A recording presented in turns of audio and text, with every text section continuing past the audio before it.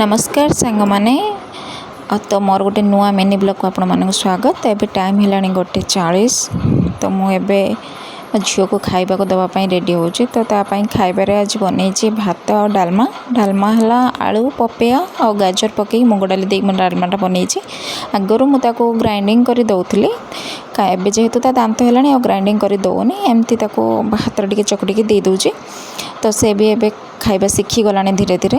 तो एबे चलतु मुझे देखा सी ए कौन करुच्ची तो एबे निहाती भाव में टीवी खोली कहीं जदि मुझे टीवी न खोलि तो से खाइबाटा ठीक से खाइबनी एपट सेपट बुल आ तो से टीवी खोलीदे से टाइम भितर से टे भलसे बसिक खाईदेव। खाई सारापर मुझे गाधे पाधे रेडी करी कहीं खाइबा आगु गाधाएनी कहीं खाइला बेले से टे नुंगरा हम तो एका बेले खाई सारापर मुझे गाधेदेले सी भी टे भल लगे से भी टे शोई पड़ो।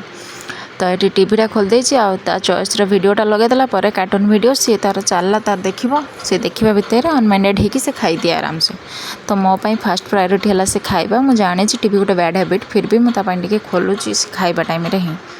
तो ये से गाधे पाधे रेडी हो गलानी ताको निद भी लगलानी से चिड़चिड़ा हो तो ताको कांधरे पकईक एपट सेपट 5 मिनिट बुलेले से शोई पड़े। तो से शोला पर जाकि मोर लंच करे। तो एमती ही मोर डेली लाइफ कटुचे। जदि आपण मानक मो वीडियोटी भल लगी लाइक शेयर और सब्सक्राइब करदेवे और कमेंट रे भी जणेबे। Thank you.